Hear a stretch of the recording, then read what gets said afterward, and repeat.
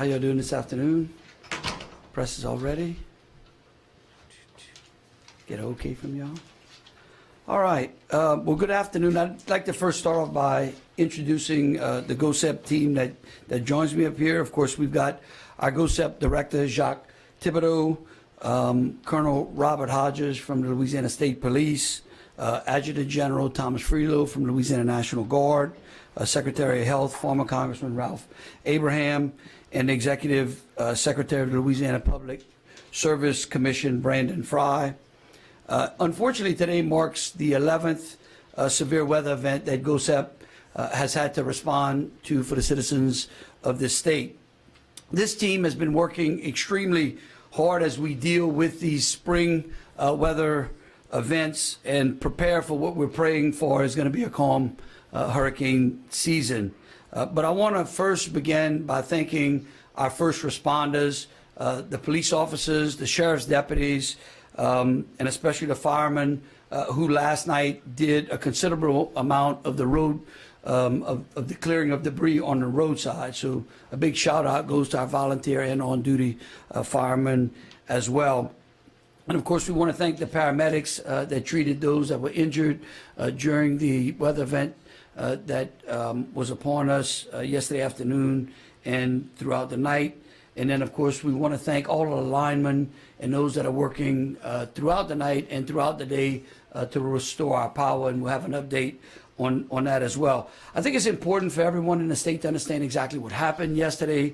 Yesterday afternoon, a storm system started moving. It crossed into Louisiana at the Texas border along I-10 and immediately began affecting the parishes of Calcasieu, Beauregard, and Allen Parish and Jeff Davis.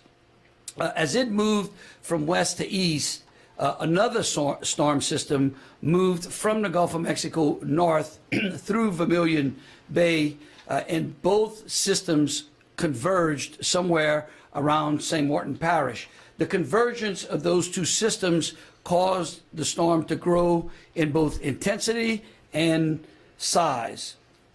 It then began affecting both St. Martin Parish, Iberville Parish, Point Capee, West Baton Rouge, East Baton Rouge, East Feliciana, and Livingston parishes. As these storm systems collided or converged and this event unfolded, the system became both dangerous and deadly. At all times, the state's warning system was in place and weather alerts went out. I would like to now introduce the Secretary of Health, former Congressman Ralph Abraham, to discuss the fatalities and the injuries that were reported. Ralph. Thank you, Governor.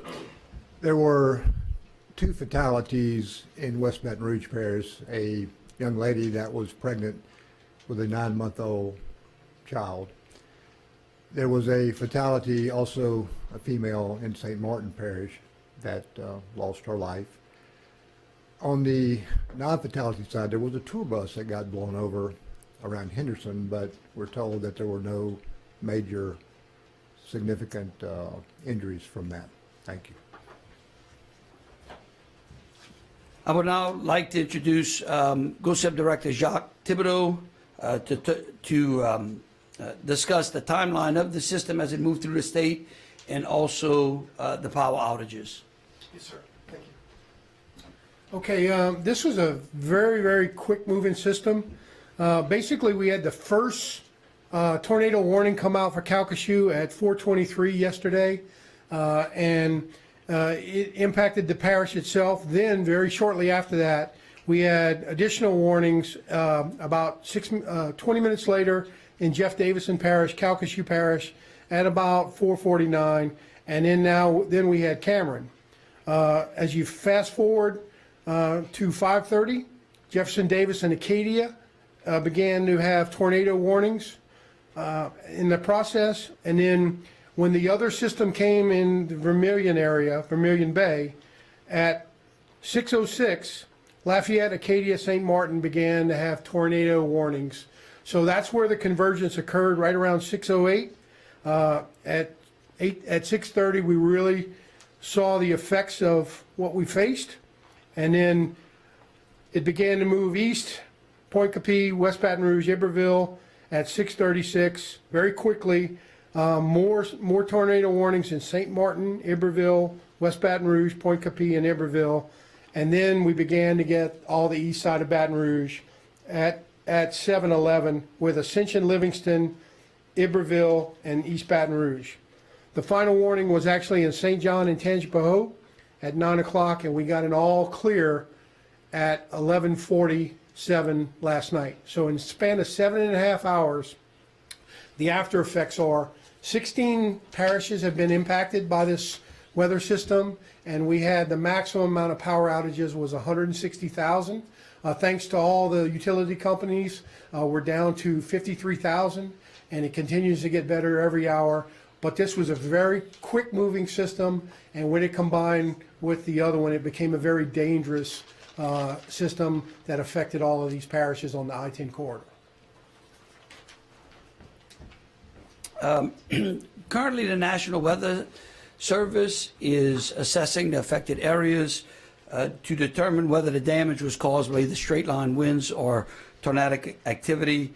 We, as Jacques said, are working with all 16 affected parishes and their OEPs so that we can get the resources needed to those affected parishes and those that were affected the most. We would again urge any of the municipalities that may have incurred any damage to work through their parish OEPs and then move that information over to the state office here at GOSEP.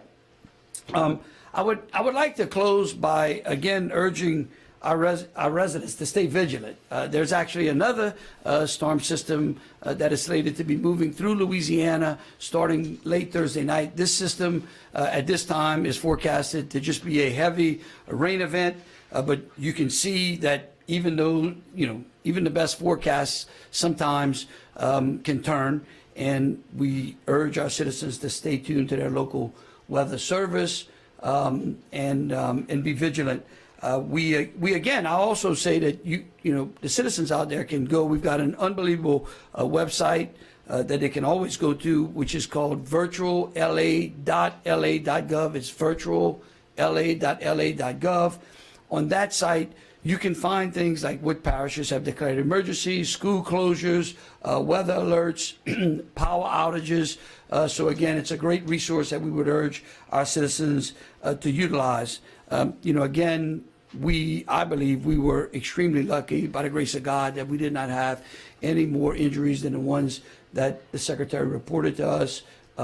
We certainly will keep the families of those that were affected in our prayers, and we would open it up to any questions that y'all may have at this time.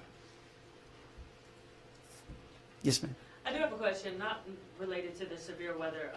Could we get We're only doing severe weather today. Yeah, we'd be more than happy to answer any questions that any of you may have in relation to non-weather related events. But right now, we just want to concentrate on the parishes and the people that are affected in that particular area. But we'll make sure to get those questions to Kate, and we'll answer those. All right. Well, thank you so very much. And again, we please urge the residents to stay tuned for the weather event this week. Thank you.